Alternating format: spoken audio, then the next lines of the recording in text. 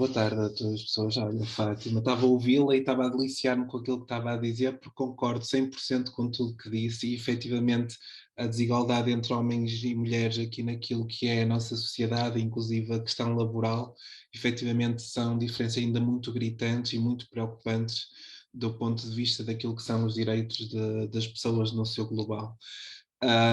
E também, obviamente, saudar o próprio evento e saudar aqui a importância da CGTP exatamente neste movimento que tem sido acontecido ao longo dos anos, que é exatamente este combate contínuo pelos direitos e pela igualdade em termos salariais e de oportunidade entre homens e mulheres nos contextos laborais, inclusive aqui neste caso específico nas escolas e no contexto escolar.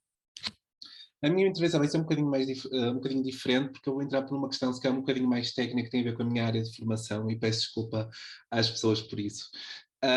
Eu não acho que a minha visão seja diferente da Fátima, ou seja, sequer oposta. Eu acho que são questões que se sobrepõem e que, de certa forma, estão contínuas. E vou aos poucos, durante a minha fala, falar-vos aqui um bocadinho daquilo que, para mim, tem a ver com uma questão de continuidade e não propriamente uma questão de visões sobre um determinado tema. Quando nós estamos a falar de género e de igualdades ou diferenças de género, estamos a falar de um conceito que é diferente do conceito de sexo, ok? E é isto a grande diferença, tem a ver com o paradigma de visão sobre estas questões. Se nós focarmos aqui no que é o sexo, estamos a falar de algo que é puramente mais biológico, ou seja, estas componentes biológicas do sexo. Enquanto o género, estamos a falar aqui de uma outra concepção muito mais criada socialmente. Como dizia Simone de Beauvoir, uma mulher não nasce mulher, torna-se mulher. O que é que ela queria dizer com isso? Queria dizer que é no processo da educação que as mulheres adquirem o seu papel de género e a sua educação de género. E o mesmo acontece com os homens. E se nós pensarmos aqui no que é ser homem ou mulher, conseguimos perceber, ter aqui uma visão global do que é que a sociedade dita que é ser homem ou mulher. E esta visão que é social vai variando um bocadinho ao longo do tempo ou ao longo da sociedade onde estamos inseridos. Por exemplo, ser mulher atualmente em Portugal é completamente diferente do que é atribuído a ser mulher, por exemplo, na Arábia Saudita ou em qualquer país do Médio Oriente, por exemplo, em que há regras diferentes nesse ponto de vista. Ou seja, se nós virmos o género e o sexo como coisas diferentes, aí entra toda uma outra dimensão em termos daquilo que nós falamos da igualdade entre pessoas. Que é as dimensões daquilo que nós falamos como aquele grupo, daquelas letras que parece que estão sempre a aumentar e a diminuir e as pessoas perdem-se um bocadinho nisto, que é as questões associadas à LGBTI ou associadas às questões de orientação, identidade e expressão de género, que assim engloba todas as questões que estão pertinentes. E aí, primeiro ponto, eu gostava só de clarificar os conceitos, porque é mais fácil quando nós temos alguma noção dos conceitos para eu depois ir falando de outras questões que estão relacionadas com este conceito. Ou seja, eu já separei aqui o sexo do género, portanto, quando falamos de sexo estamos a falar da componente biológica. Quando estamos a falar de orientação sexual, estamos a falar por quem é que eu me envolvo emocionalmente ou sexualmente, ou seja, é uma questão de eu com a outra pessoa. Quando estamos a falar de identidade de género, é como é que eu cá dentro me sinto, ok? Eu posso me sentir como um rapaz, posso me sentir como uma rapariga, posso me sentir como não entrando em nenhuma destas categorias e já vamos lá tocar isto com mais calma e também desconstruindo um bocadinho o que é que isto representa. E temos a expressão que é que consiste. Na nossa sociedade há uma ideia conceptual de como é que um homem ou uma mulher devem ser em termos de expressão. Vocês, através deste quadradinho, apesar de ser pequenino, vocês conseguem ver que a minha expressão de género se coaduna com a expressão de género que é correspondida ao género masculino, o meu corte de cabelo, a minha barba, o meu tom de voz, ou seja, todas as minhas componentes das características sexuais secundárias, mais a minha maneira de me vestir e todos os comportamentos que eu adiro ou não, fazem com que esta expressão de género efetivamente seja premente. Ok?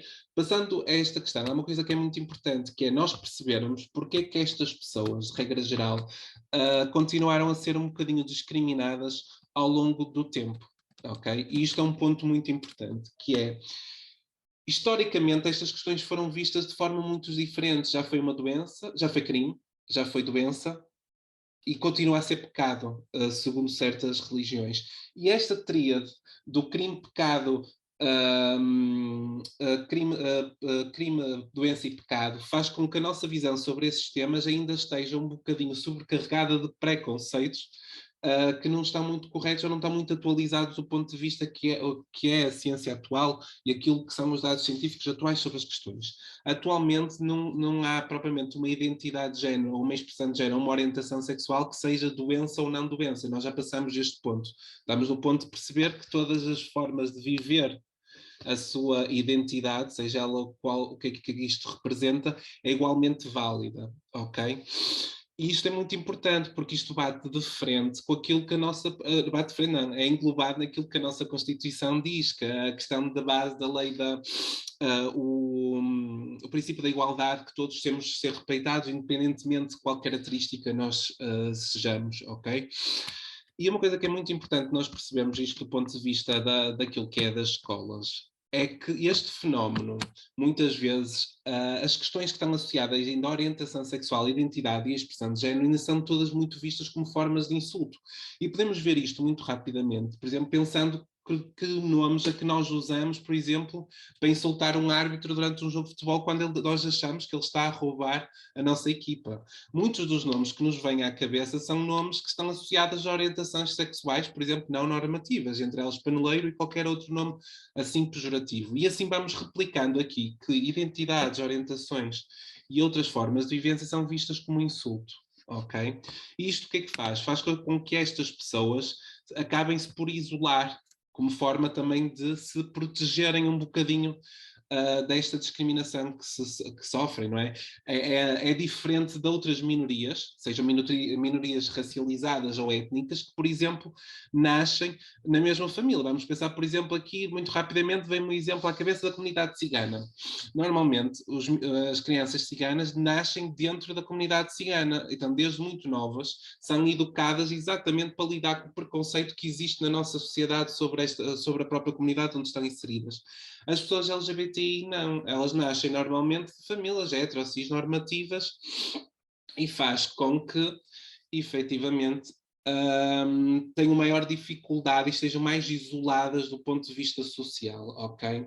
E, obviamente, o que é que acontece a seguir é que estas pessoas escondem as questões de orientação sexual, principalmente, para se tornarem invisíveis, para se protegerem um bocadinho da discriminação.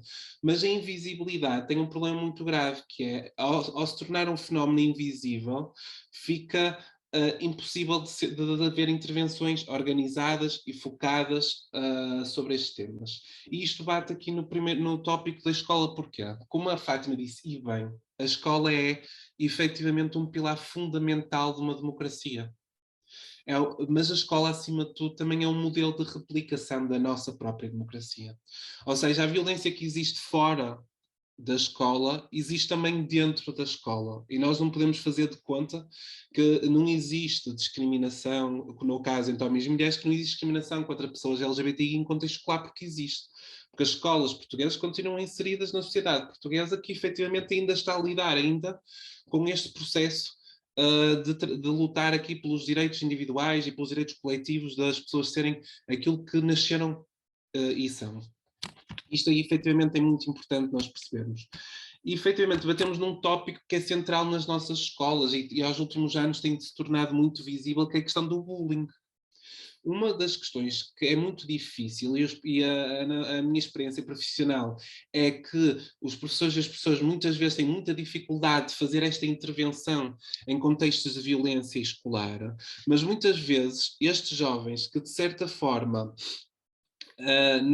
não se enquadram naquilo que é o papel social do que é ser rapaz ou rapariga, estão muito mais propensos a eles próprios serem vistos ou eles próprios serem vítimas de violência. Por exemplo, isto é muito fácil. Se tivermos um rapaz que tem uma expressão de género mais feminina, que gesticule mais, que não gosta de futebol, que não gosta de andar com os rapazes, vai estar efetivamente numa posição em que vai ser ele próprio vítima de maior violência e discriminação, ok? Isto é importante nós percebermos que esta violência tem impacto ainda maior quando estamos efetivamente a falar das pessoas LGBTI, porque cria solidão, vergonha. Obviamente isto vai ter um impacto ao nível daquilo que é a saúde mental, ao nível da depressão e das perturbações da ansiedade, e isto vai fazer com que este jovem ou esta jovem acabe por ter um pior rendimento e a faltar às aulas, a não querer estar nas aulas, e isto afetar, obviamente, aquilo que é o bom funcionamento da escola pública. Outra questão que também é muito importante, e isto a nível de legislação, é que a Lei de Educação Sexual em Meio Escolar, a Lei de 60 de 2009, fala que uma das finalidades da educação sexual é o respeito pela diferença entre as pessoas e pelas diferentes orientações sexuais e a eliminação de comportamentos baseados na discriminação sexual ou na violência em função do sexo ou orientação sexual. E o Estatuto do Aluno e da Ética Escolar, a Lei 51 de 2012, diz que a orientação sexual e a identidade de género são apresentadas como duas das razões pelas quais nenhum aluno pode ser discriminado por elementos da comunidade educativa. E aqui estamos a falar de elementos mais alargados do que propriamente os colegas. Estamos a falar de parte da docência, como os assistentes operacionais que estão lá. E por fim, temos a nossa última lei, que o Mário Nogueira agora estava a falar, que é a lei de agosto de 2018, lei 38, que é a lei da autodeterminação de género, que nos diz que qualquer jovem tem que ser respeitado ao nível que é aquilo que é a sua identidade ou a sua expressão de género. Portanto, eu queria trazer aqui um bocadinho a discussão, obviamente aqui era um bocadinho esta lógica de que a escola também ela tem que se transformar aos poucos, obviamente, à medida daquilo que é possível e que é realmente necessário. Eu continuo a achar um grande investimento na formação dos professores e das professoras por parte daquilo que é o Ministério nestas questões, porque os professores e as pessoas só podem fazer isto se tiverem formação, isto é evidente e claro. Portanto, tem de haver aqui efetivamente um grande investimento para tornar as escolas efetivamente um local inclusivo. Porque só nós através de criarmos espaços realmente inclusivos de todas as pessoas, ou seja, todas as etnias, todas as pessoas racializadas ou não, de refugiados, que é um assunto tão premente nos dias de hoje, há aqui um conjunto de questões que têm que ser trabalhadas também no contexto escolar. A escola não é puramente um espaço de transferência de conhecimento apenas do ponto de vista daquilo que é o conhecimento científico. Também cria pessoas, cria futuros adultos, e isto é muito importante, nós criarmos uma escola que verdadeiramente seja inclusiva e que seja para todas as pessoas, ok? E ficava por aqui para já. Pois.